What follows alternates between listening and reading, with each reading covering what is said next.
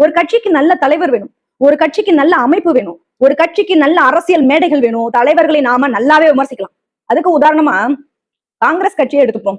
மகாத்மா காந்திய வேற எந்த நாடாவது தன்னுடைய தலைவரை ஏத்துக்கிட்டு இருக்காங்களா? இல்ல.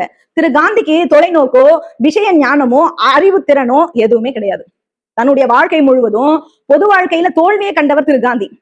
இந்தியா வெற்றி அடைய இருந்த தருணங்கள்ல திரு காந்தியால ஏதாவது நன்மை விளைந்ததா அப்படின்னு சொல்ல முடியுமா? முடியாது. 3 வருடங்களுக்கு முன்னாடி ஜின்னா பாகிஸ்தான் பிரச்சனையை எழுப்பினாரு. அப்போ அது ஒரு பாவம்னு சொல்லி காது கொடுத்து கூட திரு காந்தி கேட்கல, அதை மறுத்துட்டாரு. கடைசியில இந்த பிரச்சனை பெருசா வளர்ந்தது. அதனால திரு காந்தி திகிலடைந்தார். இப்போது குட்டிகரணம் போட்டுக்கிட்டு அதனோட மல்லாடிக்கிட்டு இருக்கிறார். இருந்தாலும் அவர் இன்னும் தேச தலைவரா தான் இருக்கிறார். ஏன்னா தன்னுடைய தலைவர்களை காங்கிரஸ் கட்சி கேள்வி கேட்கறது இல்ல. அடுத்து ஜின்னாவை எடுத்துப்போம். அவர் ஒரு எதேச்ச அதிகார தலைவர். முஸ்லிம் லீக் என்பது அவருடைய தனி சொத்து. ஆனா முஸ்லிம் லீக் அவர் மீது ஒரு நியாயமான நம்பிக்கை வச்சிருக்கு.